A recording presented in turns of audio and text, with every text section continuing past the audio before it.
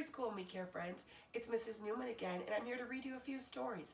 Today I'm going to start with Giraffes Can't Dance by Giles André and Guy Parker Rees.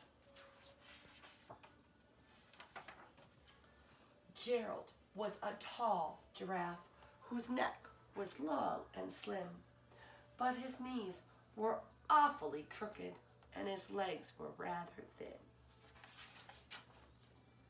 He was very good at standing still and munching shoots off trees, but when he tried to run around, he buckled at the knees. Now every year in Africa, they hold the jungle dance, where every single animal turns up to skip and prance.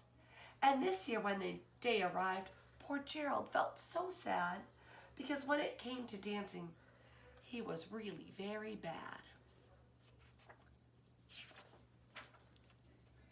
The warthog started waltzing, and the rhinos rock and rolled. The lions danced a tango that was elegant and bold. The chimps all did a cha-cha with a very Latin feel, and 8 baboons then teamed up for a splendid Scottish reel. Gerald swallowed bravely as he walked toward the floor, but the lion saw him coming and soon began to roar. "Hey, look at clumsy Gerald," the animals all sneered. "Giraffes can't dance, you silly fool. Oh, Gerald, you're so weird." Gerald simply froze up. He was noted to the spot. "They're right," he thought. "I'm useless. Oh, I feel like such a dot." So he crept off the dance floor and he started walking home. He'd never felt so sad before, so sad and so alone. Then he found a little clearing and he looked up at the sky. "The moon can be so beautiful," he whispered with a sigh. "Excuse me," coughed a cricket who'd seen Gerald earlier on, "but sometimes when you're different, you just need a different song." Listen to the swaying grass and listen to the trees. To me, the sweetest music to those is the branches in those trees. So imagine that the lovely moon is playing just for you. Everything makes music if you really wanted to. With that, the cricket smiled and picked up his violin. Then Gerald felt his body do the most amazing thing. His hoofs had started shuffling, making circles on the ground. His neck was gently swaying, and his tail was swishing round. He threw his arms out sideways, and he swung them everywhere. Then he did a backward somersault and leapt up in the air. Gerald felt so wonderful, his mouth was open wide. "I am dancing, yes, I'm dancing, I am dancing," Gerald cried.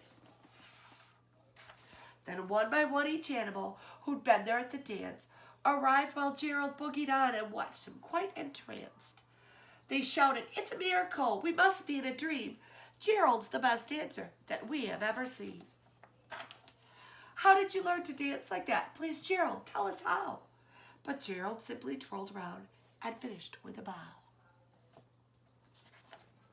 Then he raised his head and looked up to the moon and stars above. "We all can dance," he said, "when we find music that we love." Now I'm going to read Love Monster by Rachel Bright. Boys and girls, I thought this was a special one because I think we can all use some love right now. Love Monster. This is a monster. Hello, monster. I think you'll agree he's a bit funny looking, to say the least. He lives in a world of cute, fluffy things, which makes being funny looking pretty darn hard. You might have noticed that everybody loves kittens and puppies and bunnies. You know, cute, fluffy things. But nobody loves a slightly hairy, I suppose a bit googly-eyed monster. Poor monster. This might be enough to make a monster feel, well, a bit down in the dumps. But not being the moping around sort, he decided to set out and look for someone who'd love him, just the way he was. He looked high, he looked low. He looked middleish. He looked inside and outside. More than once, though, he thought maybe, just maybe, he had found what he was looking for.